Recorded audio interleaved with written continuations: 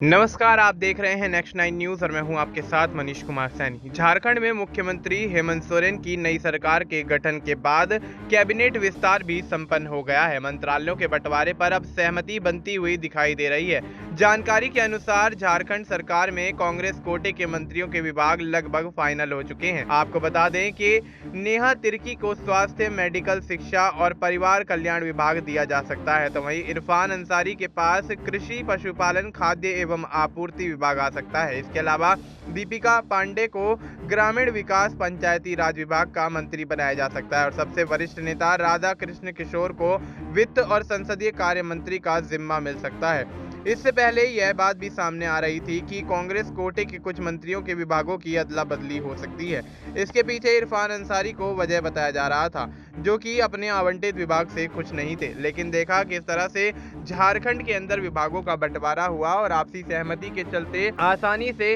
विभागों के बंटवारे के बाद सभी नेताओं के बीच और सभी दलों के बीच सहमति बनती हुई नजर आई। लेकिन जिस तरह से हेमंत सोरेन ने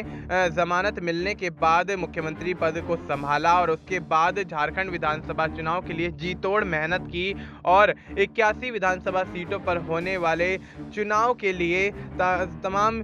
जो विधानसभा हैं उनमें जाकर लोगों के अंदर उत्साह भरा और अपनी पार्टी को आगे बढ़ाते हुए कहीं ना कहीं हेमंत सोरेन ने जो सियासी ताल ठोकी, उसकी बदौलत ही जेएमएम इतने प्रचंड बहुमत से इंडिया गठबंधन के साथ सरकार बनाती हुई नजर आ रही है। देखा जा रहा है जिस तरह से पिछले अगर आंकड़े उठाकर देखा जाए तो पिछले विधानसभा चुनाव के मुकाबले इस बार जेएमएम के पास 4 सीटें ज्यादा आई हैं और ऐसे में 4 सीटों की बढ़त मिलने के बाद कांग्रेस को भी बढ़त मिलती हुई दिखाई दी। और अब देखना यही होगा कि झारखंड के अंदर हेमंत सोरेन किस तरह से अपने विधानसभा